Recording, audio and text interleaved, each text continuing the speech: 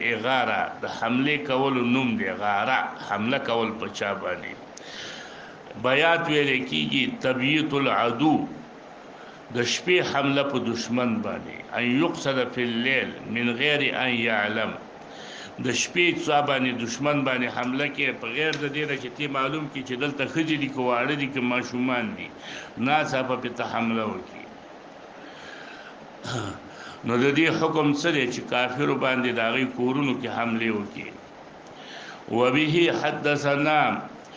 حدثني مالك بن انس عن حميد عن انس ان رسول الله صلى الله عليه وسلم حين خرج الى خيبر اتاها ليلا وكان اذا جاء قوما بليل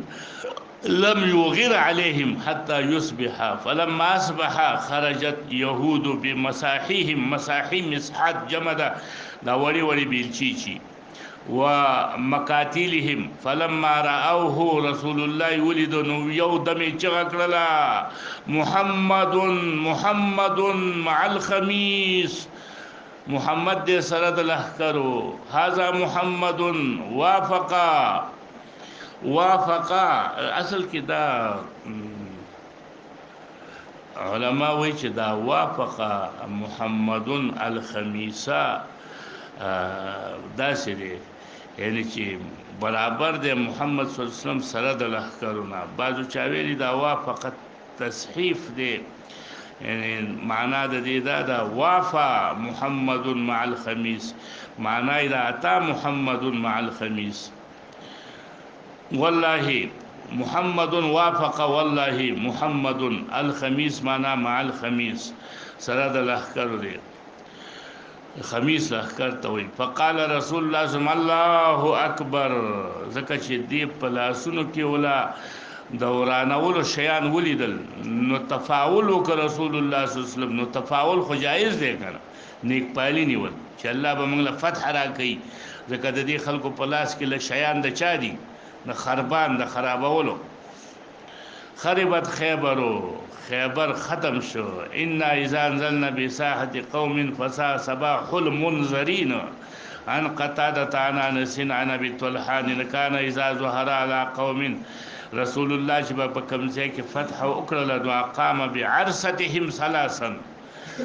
په بخاری روایت کې ثلاث لیالین دریش په بالته پاتې شو عرسه ویل کېږي دا غوي میدان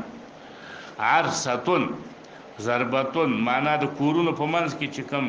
ساحه یغې ته څه ویل کېږي عرسه هغه میدان کې به درې ورځې تیرې کړلې چې خلکو ته دین وروخی خلکو کې امن امان راولي دین وته وروخی بیا به تراستون شو د غزې مشر به ولا وټاکو وقد رخص قوم من أهل العلم في الغار بالليل وأن يبيت وكرهه بعضهم وقال أحمد وإسحاق لا بأس أن يبيت العدو ليلا ومعنى قوله وافق محمد الخميس مراد خميس نوې جيش دی في التحريق والتخريب په جهاد کې سره تحریق او تخریب کولې شي کني شي کولې وبه حدثنا عن ابن عمر أن رسول الله صلى الله عليه وسلم حرق نخل بني النذير وقطع وهي البويرة اغازيو چې کوم ځکه دا باغونه د بنو نذیرو الته وسېزلو وی قطع کړل فانزل الله تایید نازل کو چې ما قطعتم من لینه او ترکتموها قائمه على اصولها فباذن الله وليخزي الفاسقين علماء وی ګور دي کې علت امر شو چې د فاسقان او کافر خره سواشي داغي باغونه په دی وجه سیزل پکار دي اوسم وی سیزل شي باز وی سیزل نشي دا فساد فی الارض او الله رسول ته په وخت کې اجازه ور کړی او فی الباب عن ابن عباس وهذا حديث حسن صحيح وقد ذهب قوم من اهل العلم الى هذا چې سیزل شي باغونه ولم يروا باسا بقطع الاشجار وتخريب الحصون کورونه ولوران کې ویسي وکره بعضهم ذالک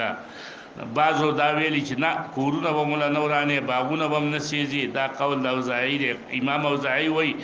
ونهى ابو بکر الصدیق یزید من کړي او ان يقطع شجرا مثمرا او يخرب عامرا آباد زید وران کی تعمیر دی وران کی وعمل بذلك المسلمون بعده وی